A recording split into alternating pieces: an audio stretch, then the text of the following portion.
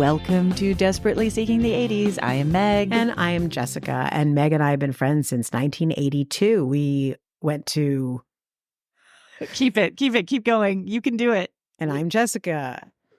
Meg and I have been friends since 1982. We went to middle school and high school together here in New York City, where we still live. And where we podcast about New York City in the 80s. I do Ripped from the Headlines. And I do pop culture. And we're a little punchy. Yes, but we are actually, by the time you're listening to this, we are on our summer break.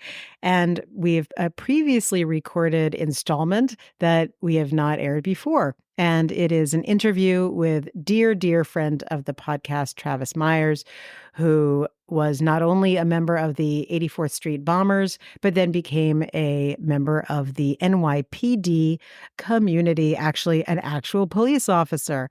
But in his journey from point A to point B, he did a lot of things, including hanging out around a lot of clubs and being a bouncer, and saw everything under the sun that happened with New York nightlife, or everything under the moon and the stars, I suppose, that happened with New York nightlife. So enjoy this interview, and Travis really gives us the skinny. Field trip, field trip, field trip, field trip. We have a very special guest, one of our favorite, our BFFs of the cast, just now a BFF. Full stop. I'll take it. Yeah, you should. It's me again. Hey, gals. It's me, Travis Myers. Welcome. Yes. Well, thanks for having me. I love being here. So we're going to talk today about something that is close to my heart, which is clubbing and drinking. Oh, something I am very familiar with. Yes, I know. And, I've told a few stories about my experiences here in the city. But of course, they're from the perspective of the patron. And you, my darling friend, have been the guy. Now, in the 80s, certainly, and 90s, when I would go out, there was an imposing figure at the door. That was a bouncer, also called the door guy. The door guy. The door person. More. That's more of a colloquial, isn't it? Yes, a colloquial. Yes. Nice use of usually we tend to be the door guy. We never said bouncer. That was the door guy. Well, what were your... Even if you weren't at the door, if you were still downstairs, you were still a door guy. Yeah. That's just what it was. So what was your job description? What were you hired to do specifically if you're a door guy? Well, actually at the door, besides being, yes, the bouncer, the security guy, the keeper of the peace, you are also pretty much a host at the same time. Because being at the door, not everybody has a decent personality, but a good door guy has a good personality, and I've known guys who are really terrific door guys, because again, they have the personality, but overall, it is a security thing. You are a bouncer because you bounce the bad guys out. But you just said something really, and also, of course, you checked IDs. Oh, absolutely. Yeah. So you're the door guy and you're a host and the personality counts. So I don't know I think that's kind of a New York-y kind of thing, because I remember in the 80s and early 90s, the door people ruled nightlife. It was like, you knew who they were. Gatekeeper, literally. Yeah, literally. Oh, absolutely. Yeah. Well, and especially in bigger clubs, there's all different facets to this job too. All right. Makes it sound so much more complicated than it is. But, working in a small pub or a bar is not the same as where you're like, yes, you, because I like, your outfit, or no to you, whatever. I mean, not to get ahead of our conversation. No, it's free form, baby. There were, for instance, working in a large club. Okay. Mm-hmm. Why don't you tell us which clubs you worked at? Because that'll be a good segue from the small to the large. Okay. Well, places that I worked in that were larger. Mm-hmm. Okay. The largest club I worked in was the Baja Club on 72nd and Columbus. And I worked there actually a couple of times. I worked there for about 2.5 years. Then I left. Then I went back for like 6 months. Then I left. I mean, there were even times, and I can say it now because I'm retired, that when I was on the job, I might go back, like for New Year's Eve or something like that, when they were really stressed for people. Hey, Travis, can you help us out? And I'd spot, But when I was on the job, I would never, ever get behind the bar because that's a big no-no. Oh, interesting. I mean, working period was a no-no, but... It was? Like you weren't allowed to take another job? Well, it's very difficult to take another job, and you're absolutely not allowed to work where there's alcohol.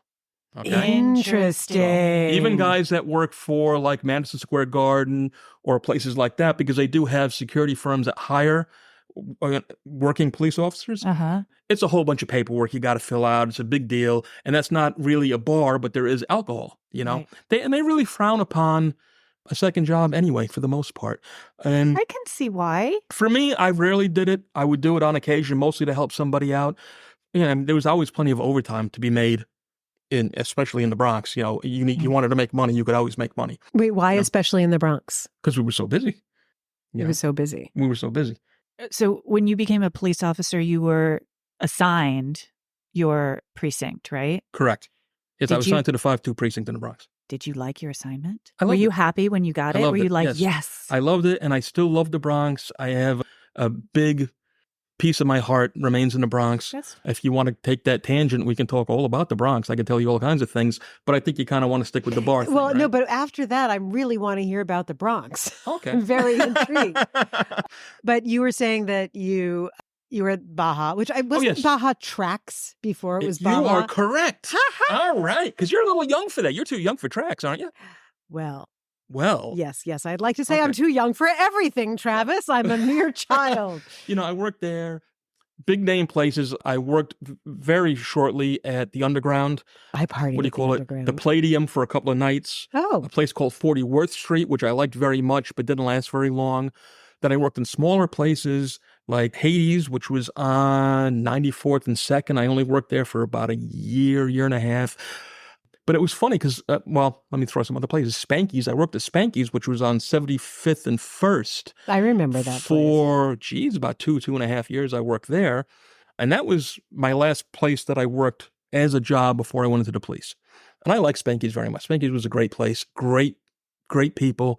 What was interesting about that too, for a lot of us, you get into a spot, a lot of things were kind of either neighborhood oriented, and then once you got into these scenes, it was a scene within itself.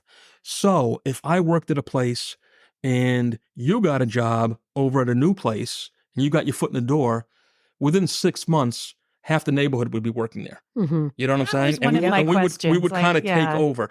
And it was not so much that we would take over, but you wanted to work with people that you knew. You wanted to work with people that you trusted. Right. That goes both behind the bar, where it's very, very hectic. When you're working at a place and it's 5 deep and you have to hustle, Yeah. you want your partners to be good. Mm-hmm. When you're working the door, and literally it can become very violent very quickly. Mm-hmm. Places like the Baja Club, which was a very Wall Street yuppie kind of place, okay? Very 80s place, very preppy, Mm-hmm. 80s type place. But we could literally do, 1,800 people in a night. We had 3 or 4 guys at the door upstairs and maybe 4 to 6 guys on the floor, on the dance floor downstairs, plus the bartenders. I'm just talking security guys, Mm-hmm. And you wanted to have guys that you could trust, because it would not be uncommon on Friday or Saturday to ask numerous people to leave and to possibly put your hands, and when I say put your hands on somebody, I don't mean beat them up, but it could go in that direction, but have to physically remove somebody 4, 5, 6 times a night. And for Okay. Wow. what was Well, a common? Being too drunk, drugs, getting physical with other people. There'd be fights Right. with other people that you would have to break up, and then you throw everybody out. It's just that simple. Everybody goes. Okay.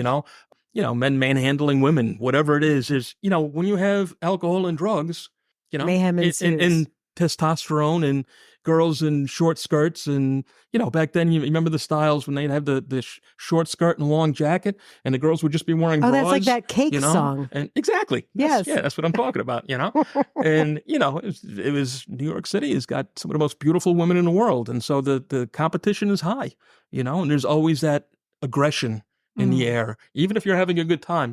If you've been out, You're you feel it. competing. You feel it. Yeah, it gets a little scary. It can be. I can said be. this to a friend of mine. It must have been like really early 90s, but I used to love, there are a couple of gay clubs that I went to with him, and I loved going. And he was like, why do you love going to gay bars and gay clubs so much? And I was like, because if a man puts his hands on me, it is to move me out of the way to Yeah. get to another man. Sure. And I was like, that is relaxing. Field trip, field trip, field trip, field trip. What made a bar or a club a good one in your estimation? Ooh, well, for myself, and mostly from working them, I did not care for clubs. I don't like clubs, and I still don't. I don't like that it's so busy, so manic, so loud that you can't hang out and talk.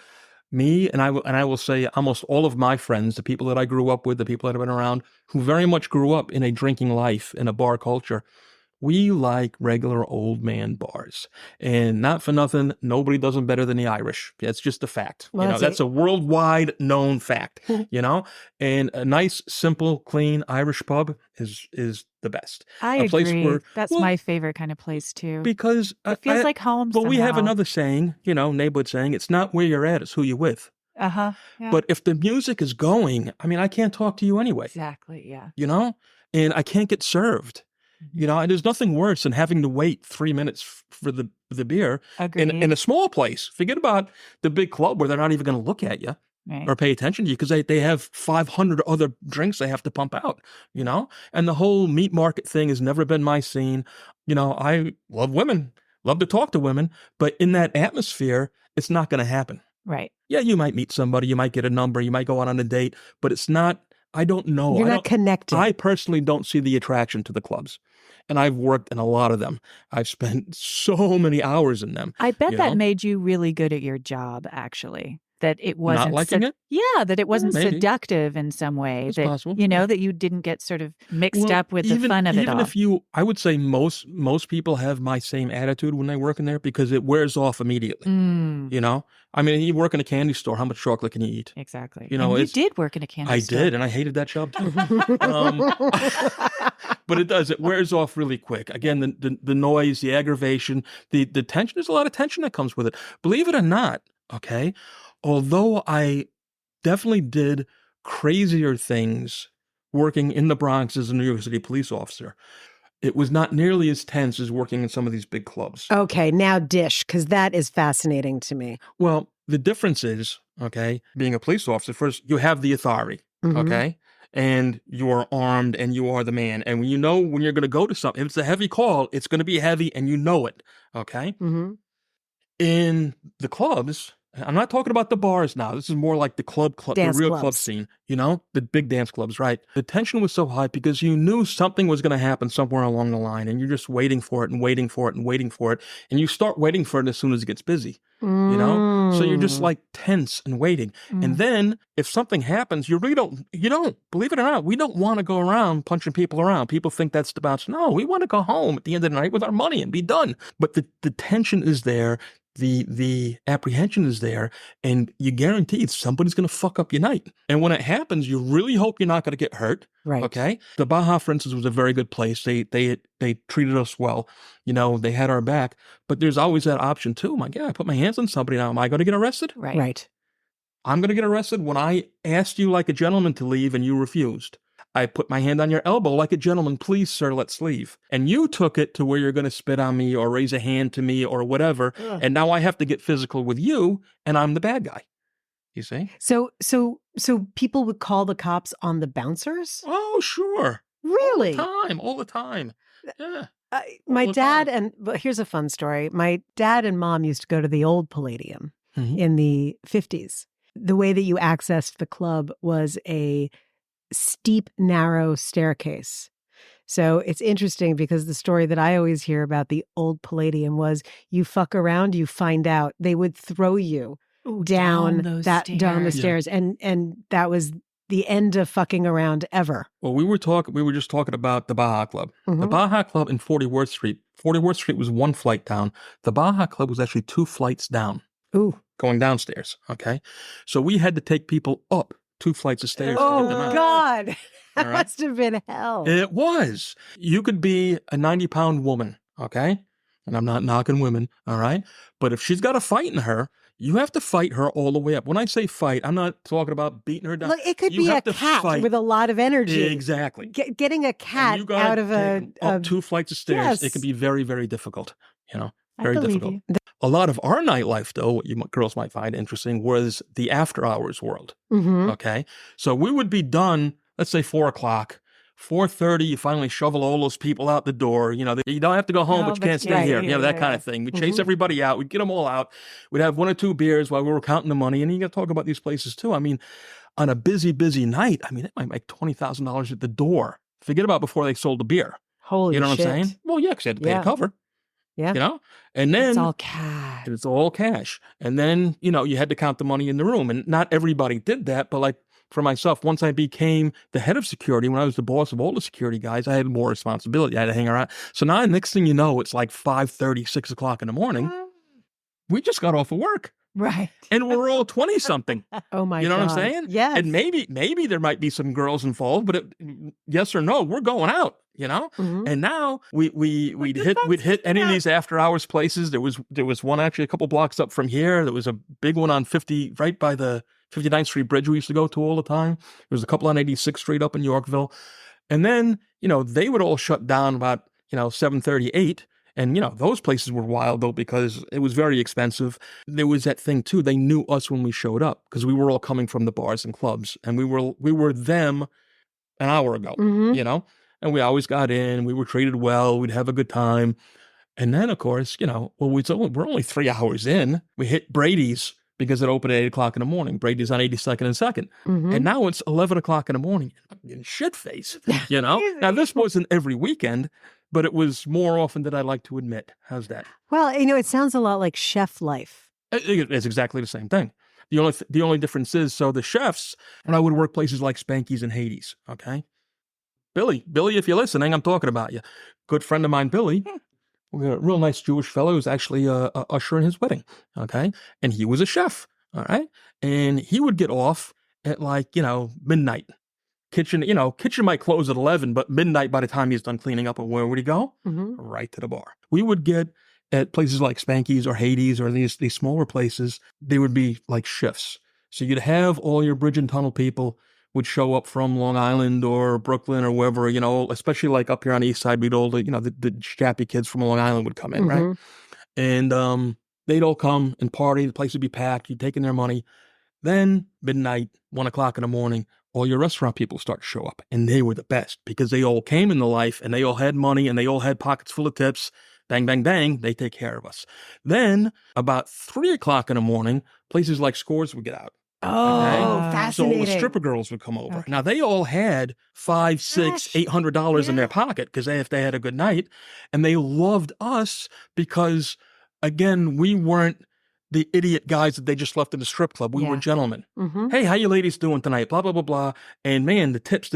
I mean, as a door guy, they would tip me. Wow. Because it's the world that they're coming from. Do you see what I'm saying? They know. Exactly. They know. It's a way to make money. I'm not going to say it's necessarily a good life, although I did it my entire life because I became an owner later on. As a young man, it's a great way to make some money. Field trip, field trip, field trip, field trip.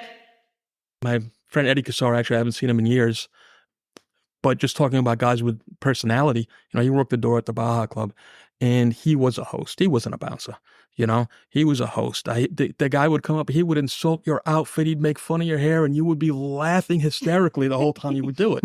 He was such a sharp guy, big Tony Canarazzi. If you're listening, Tony, I'm talking about you, just a big, warm-hearted guy, and got people that I've been friends with forever. And so they were part of the party. They made the party. Absolutely. Same with the bartenders, And another funny thing too, a lot of the more successful guys that I worked with as a kid, and when I say a kid in my 20s, went on to own places. You had your birthday party over at the Globe. Right. All right. Leonard O'Connor owns the Globe. I worked with Leonard at the Baja Club.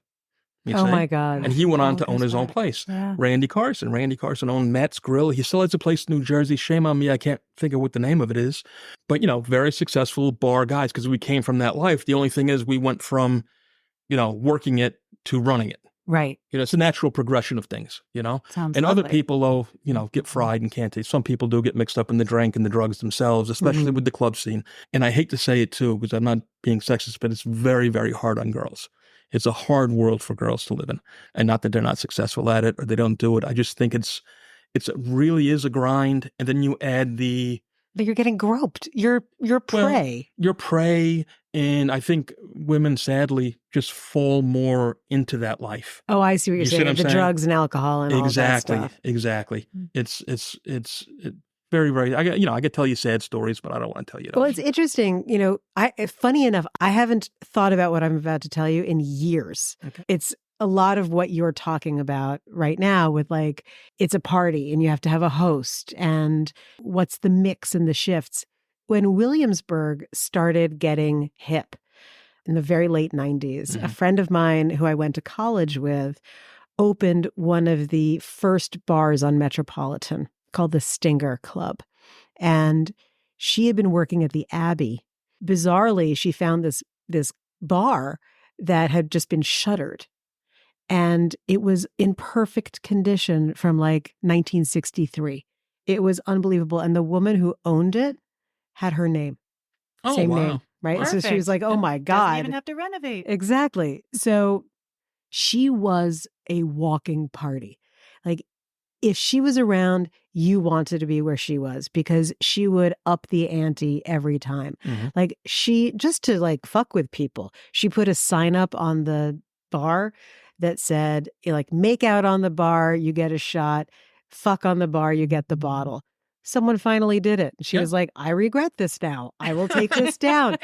But she was so much fun. And this is just going to make you laugh because I know now that you know me pretty well, you will have a good visual. My .com that I was working for had laid everybody off, like the bubble burst. And I was just at loose ends. And she was like, hey, come work at the bar. Travis, I can tell you, I was the worst bartender who ever lived in the history of ever. I was so bad. And thank God you realized it, though.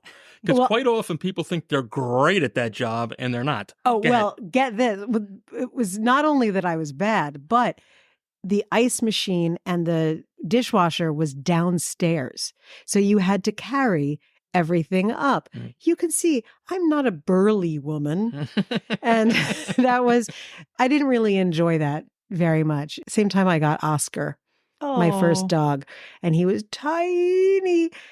And she demoted me to the afternoon shift. Yes. So I was with a book and my dog would sit on the bar and he would sneak over to people's beer glasses and dangle his tongue in their beers. And he was like, I like beer. And they were like, your dog's got his face in my glass. I'm like, I'm sorry, let's get you a new one. Here you go. So it was short-lived, but it gave me a huge appreciation for the amount of physical labor and having to be on top of what everybody is doing. Your peripheral vision is working full-time. Like you have to really be aware. I got a thought that I like to share. Please. As much as I think like everybody should, they're talking today about, having a draft for women and stuff like that. I always thought that national service should be mandatory. Not that you have to go into the military, but there should be something Parks, that everybody, departments, anything. Yeah. Flipping eggs. You and my job, father need to get something. together and There have should be this something, and conversation. everybody should have to do it for 2 years after high school. I also think that absolutely everybody at some time in their life should have to work for an extended period of time in the service industry. I agree. I agree with you. Because it is just a rough place to work. I spent my entire life in it. You know what I'm saying? But it's a rough place to work and it's funny because your best customers are always the working man. Okay? Yeah. A plumber out with his wife will never give you a hard time like the Wall Street asshole will. You know what I'm saying? Or the wannabe celebrity jerk off. You were recently talking about Eric Roberts, right? In one of your shows? Yeah. Yep. I physically not only threw Eric Roberts out of the Baja Club one time, he was so obnoxious. When we got up to the top, we picked him up off his feet and threw him over the ropes because we hated him so much. Wow. Wow. That is juice. That's juice. Breakfast Club. Judd Nelson? Yes. Yes. Well, that's I'm sure that's he hard. was That's not hard to obnoxious. imagine. Threw him out. Poor guy's dead now. Superman. Christopher Reeve. Christopher Reeve was obnoxious. I did not throw him out. He's very big. But my friend Randy, who I just recently mentioned, Yeah. the guy would come in, Chris Reeves, big shot movie star, right? He'd leave you like 50 cents on the bar. No. Hand to God. Very disappointed in tacky. And Randy would go, thanks, Superman. Hey, Superman, big tipper, break his bill, right?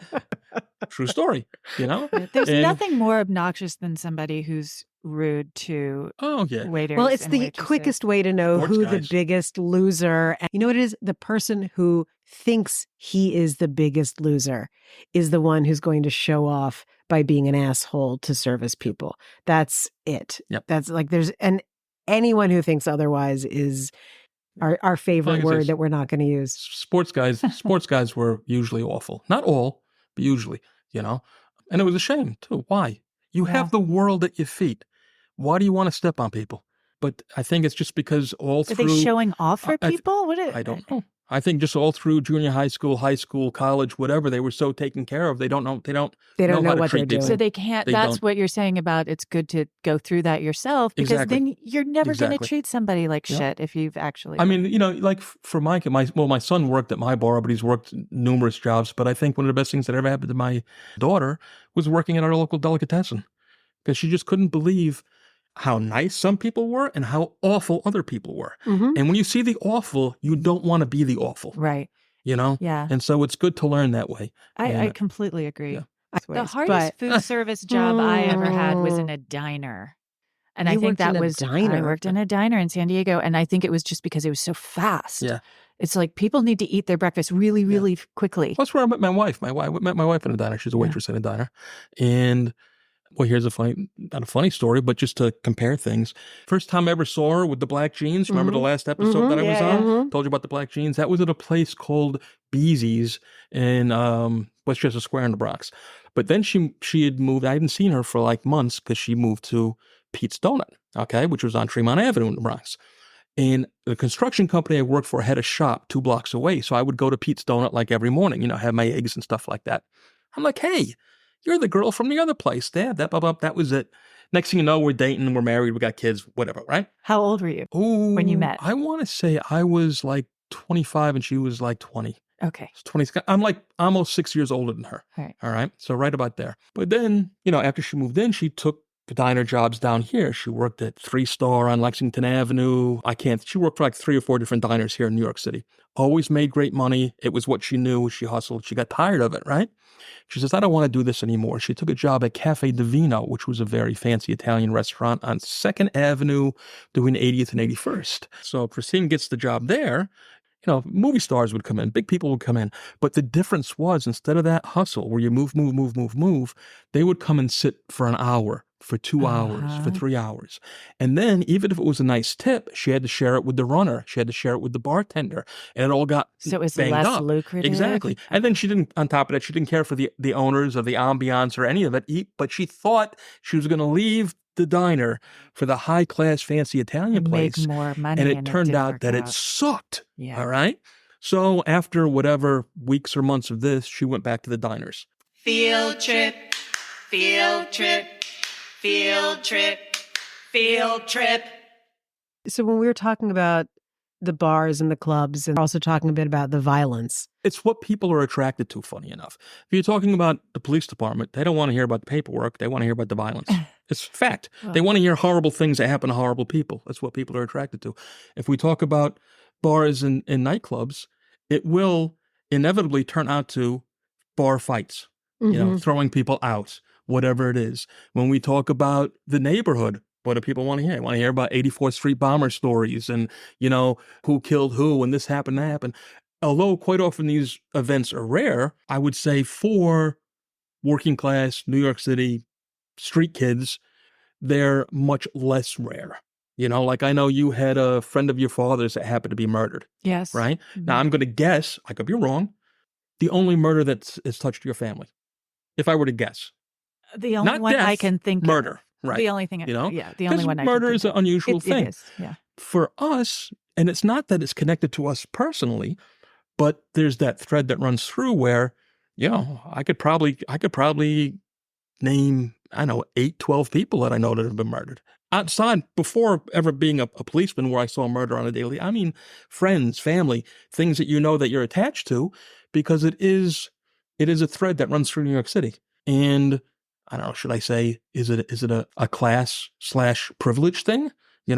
Part of it is that you're on the scene all the time. You've definitely been in a bar where there was a bar fight. Of course. Of course. But see, I was at a bar 5-6 nights a week. Mm-hmm. And when I wasn't working in the bar, I was drinking in a bar, you see, from the age of 12 when I had my first job in a bar. Okay. So at the age of 12, I was around bar fights and violence. You see what I'm saying? Street kids, schools, this idiot that we're talking about. I'm sorry, listeners, from a previous episode, okay, that we were talking about Eric Napolitano, who turned out to be a horrible serial killer. Right. Okay. As a kid, he was a perfectly fine kid as far as I was concerned. But there were a lot of other nut jobs who we've spoken about in the past and may speak about now, who were very violent people. And so, yeah, there's always that thread that's there. Yeah. And so, although personally I'm not a particularly violent person, certainly not at home, or by choice, but being a guy that's worked in these places, having the, I don't know, shall I say, alpha male personality that, I'm not backing down. Well, many, many times I should have backed down, but I didn't. So yes, violence presents itself. Does that answer your question? Well, I kind of went off a little bit there. No. I mean, it does. And it's just, we've had the privilege to talk to you a couple of times, and it's just very clear, as you said, that it's a thread. It's part of the background of every story. Well, but it's also your job. I mean, you were in the Army, and then you were working in clubs as a bouncer, and then you were a cop. I mean, these are all jobs that are not retail at the Gap. You didn't want to fold jeans? What's wrong with you? But then back to many of your previous stories when you were talking about Michael Habib's murder. Yes, okay, was so awful. I knew both Michael Habib and Richard Denny. These people were not my friends, but I knew who they were. Okay, Michael Habib lived on 83rd Street. Yeah, I know where he lived. Again, he wasn't my friend, but I knew who he was. I knew where he lived. I know Tommy Carroll's name has come up several times. Yeah. Tommy Carroll was not, although it's been said, an 84th Street guy. He was not an 84th Street bomber. Okay. However, I know who he is because he's a neighborhood guy. Right. He's a character from the neighborhood. And to tell you the truth, lots of even people the have stories. but the stories of him too, he was not a bad guy, and he was not a criminal in the end. He was a rough kid. Right. It's a very different story. Well, actually, you see what I'm saying? To Meg's point about the stuff that you, like Meg, you just said, bouncer, Army, police. When we first got together this evening, we were talking about nature versus nurture. Yes. And do you feel like the way that you grew up in Yorkville and just the scene being what it was, that you simply weren't afraid of violence in the way that others might? And so that kind of work just didn't make you blink in quite the same way that it might someone else. Now, there are definitely, we can get all kinds of psychological things, but I don't know if your listeners really want that so much, but just different worlds. So again, like I remember my father, okay? I remember having a fight and my father would ask me, well, did you win? So if you didn't win, you better go straighten that kid out. You see what I'm saying? So he doesn't, because it wasn't that my father was necessarily being mean to me, although I'm not a big fan of my father, that's another story, but he wanted to make sure I would take care of myself. One time, I don't know, we were on 3rd Avenue, 2nd Avenue. My father and I weren't together, but the kid yelled across the street and called me, I'm sorry, a faggot. You know what I'm saying? I'm sorry to anybody I offended, but that's what I was called. All right? And so my father... I love like how taboo, like all three of us just went, right? You got to watch what you say these days. So, okay, my father's like, oh, don't take that shit off of him. You go straighten him out right now. And that's the way it was, Well, even, do you remember, I won't say his name because I think he wants to remain anonymous, but the person who we interviewed who told the story, he got in some kerfuffle at Dalton. The person who we're talking about was not predisposed to be a terribly physical person. No. Right. And his stepfather was like, if you don't flatten him, it will happen over and over and over again. You have to end even if you didn't end the fight, yes, go back and end the fight. Well, and so now we have to get back to like the 84th Street thing, which is the first time we ever met was to talk about 80, but even though we talked about all kinds of other stuff. So for us as kids, there was always somebody who I absolutely did not consider myself a bully. I don't think I've ever bullied people in my life. At the same time, if you were the one to back down from me being aggressive, you would probably think I was a bully.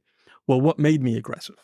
You see what I'm saying? Like some people think they can say anything to anybody, you know? Like Mike Tyson was just recently quoted a big quote, or what do they call these things now? Memes, you know, the memes that are going around, where the problem with people today is they think they can say something to anybody and not get punched in the fucking face. You know what I'm saying? Yes. And in our world, you know, it was very much, you know, a respect thing. And if somebody felt that they disrespected you, you had to stand up to them. And if you did, they never bothered you again. You know, we had a kid that we grew up with, Jimmy. I like Jimmy very much. Jimmy was a small kid. Hence, he was called Little Jimmy. Little Jimmy. That's what everybody called him. Little Jimmy is... Jimmy was a great kid, though. And Jimmy's problem was, though, kid physically was not tough as nails. He had a mouth on him. And he was fearless, man. He would say anything to anybody. Oh, honey, don't. And then, you know... Little Jimmy, Little Jimmy comes back in a body cast. You'd have to resort to the tools of ignorance. You know what I'm saying? And because he was art, but the thing was with Jimmy, you know, like we have another saying, and Jimmy was not an asshole. Jimmy was a nice kid, all right? But we do have a saying in the neighborhood where, you know, hey, the kid might be an asshole, but he's our asshole. You know what I'm saying? Bert says that all the time. Does he? Yeah. So my father's from Brownsville. Okay. So I'm sure he's got an edge on him, you know? Yes. And a lot of what you say, I'm just like, hi, Dad. Jimmy was our guy. Nobody else, no other groups would mess with him or fuck with him because we would stand up for him. You see what I'm saying? But at the same time now for poor Jimmy, because he was such a mouthy guy, he was always getting pushed around, slapped around. One time, I'm going to shame on myself. One time he got me so mad. You remember those push carts that the little old lady push cart? No. The big ones that the delivery guys would have. Oh, yeah. With the big metal ones, you would open it up. Sure. So I opened it up. I stuffed it inside and I closed it. Oh and then I slid it. I slid it underneath the thing that changes the lights, the green box on the corner, so he couldn't open it. Oh no! Until, of course, the guy came with the groceries, you know. But there was no harm, no foul. So this is the equivalent of stuffing him in the locker. Exactly. Well, we didn't have lockers. Right. Exactly. There was no lockers. You know? There was the delivery cart. But we still remained friends. He was a good kid. Funny enough, we had little Ricky, another little guy. And Ricky said, Ricky, I don't know whatever happened to him, but he was a sad kid. You know, he had no parents. He had no nothing. You know, he was missing teeth. He was missing fingers. The poor kid was just fingers. Yeah, poor kid was a wreck. But he was another one that was just always in trouble because of his mouth. Field trip, field trip, field trip, field trip.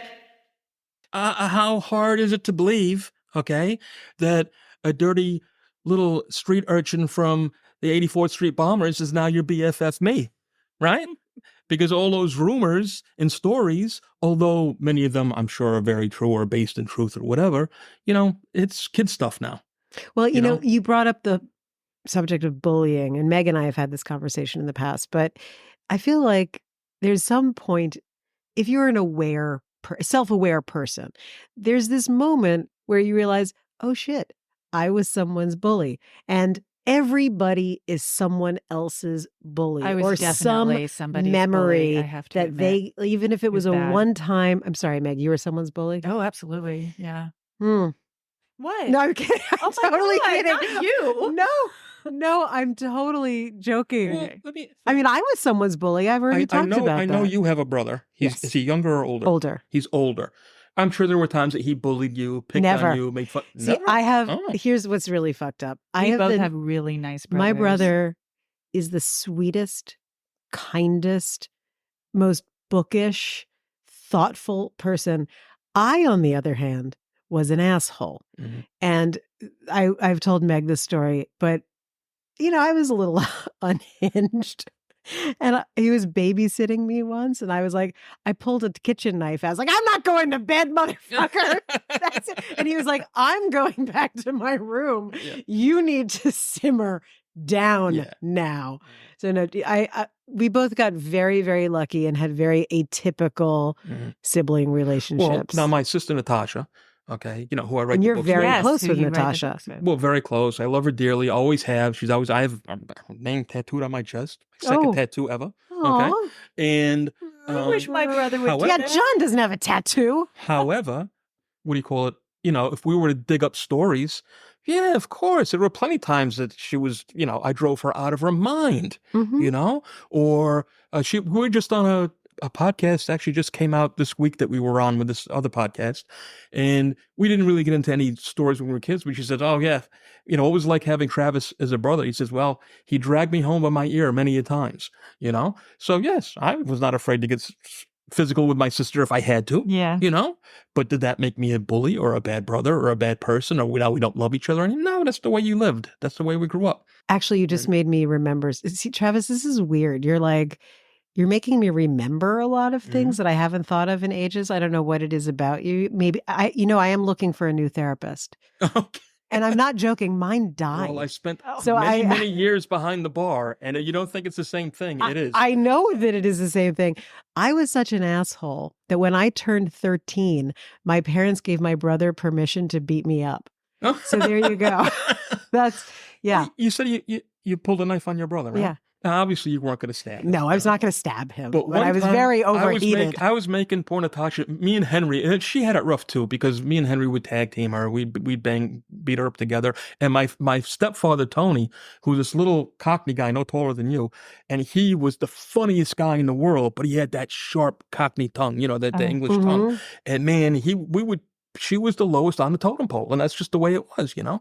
But I had gotten her so crazy one time, she picked up a big butcher knife and put it up in the air like this, and she was only like 12 years old, you know? So I'm maybe 50, what am I? I'm almost 4 years, I'm 4 years older than her, so I was like 15, 16, right? I ran right down the hall, and I didn't think she was going to stab me, but I slammed the door on her, right? She stuck that knife right into the door. I love her. Amazing. I love her. But back to the bullying thing, it was part of it.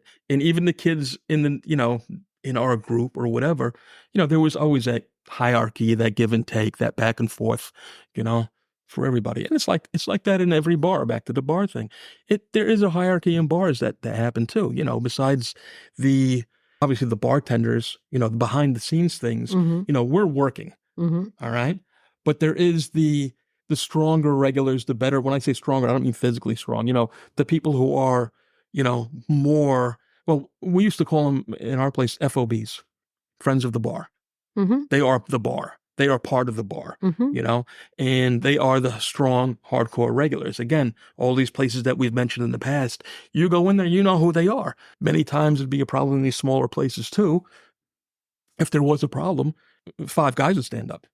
That's because nice. It's their place. And there's no There's problems. nothing If we're not causing the problems, nobody's causing problems. Nice. And that was a very nice thing.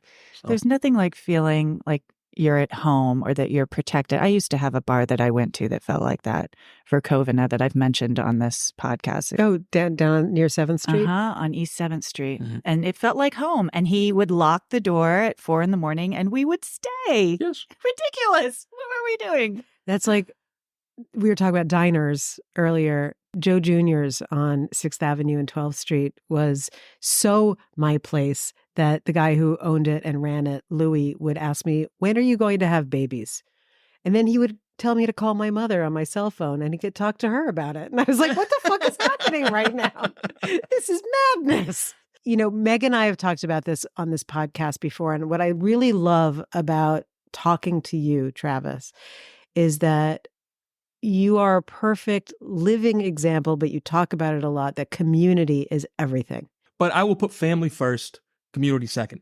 But community is a family of its own. I actually count family within one's circle, one's community. Sure. It's the whole thing. And Meg and I were talking about how happy we are. So we're almost at our 100th episode. And it's 2 years that we've been doing this now. And one of the lovely surprises has been the community that we suddenly, have sort of recognized has popped up around us. And it's really, it's heartwarming and it's lovely. And Travis, you're a part of that. Well, thank you so much. And something I'm going to say to agree with you, okay? New York City itself, okay? And especially in neighborhoods. Like I always talk about Yorkville because that was my neighborhood, But really, there is a very, very small town aspect that people don't see. And sadly, now, I'll say this often too, there's not a whole lot of New Yorkers left in New York. Correct. Okay? Because everybody's from somewhere else. I have found all the time. If you're in somebody's neighborhood, you get to talking to people. Not only is there that 6th degree of separation, which we have had already 100 times, Right. but people are actually proud of where they come from. People are proud of what they know. Okay, people are proud of the people that they know. And if you just stop being an arrogant prick, okay, and realize that we don't care if you're from Wisconsin or Connecticut or Long Island. You're not a New Yorker. You're visiting at the moment, even if you've lived here for 10 years, okay?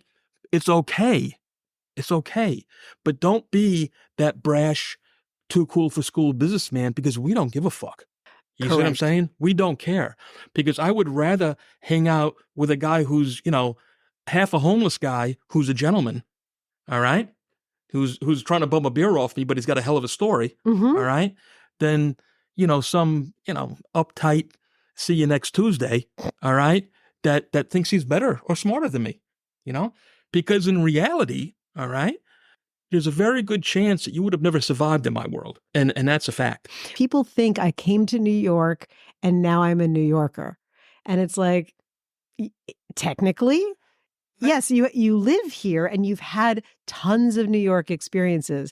But if your seminal experiences, your foundational experience is not the sheer weirdness of New York City, I'm not even saying like, look at us, we're amazing. This is a fucked up, weird place to grow up. And it makes you tougher. It makes you stronger. And it also gives you, even if you're not a tough kid, like we are not tough kids, but it gives you an edge. Now, big difference from Julia Richmond or, I'm sorry, I forgot what's Nightingale. Nightingale.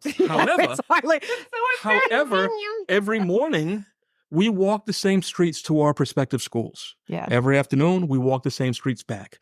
When I was sitting in the movies over here, you were sitting in the movies over there. It's true. You see what I'm saying? Yeah. Okay. When I was working the door at Spanky's, you were getting drunk at Spanky's. You see? No, there's a Giving thing you there. our fake IDs. But I'm saying there is a thread that binds us now as New Yorkers. Okay. And believe me, I'm not beating up the person that just moved here from Idaho. That's totally cool. I love you. I respect you. I want you here. Just don't give me this I'm a New Yorker bullshit, because you're not, okay? And it doesn't make you a bad person. Why do you have to lie? Don't. Say, I'm a proud Boisean, or whatever it is that you are. Since I've never been to Boise, please tell me what it's like there. Don't bullshit me about your new place in Bed-Stuy when you lived there for a fucking half an hour, all right? Tell me what it's like. See, that's Meg and I are frequently looking for T-shirt slogans. You just gave us another one. No, but I guarantee Boise is probably a fantastic, beautiful, kick-ass city. Be fucking proud of that. Thank you so much for being with us. Oh, you're very welcome.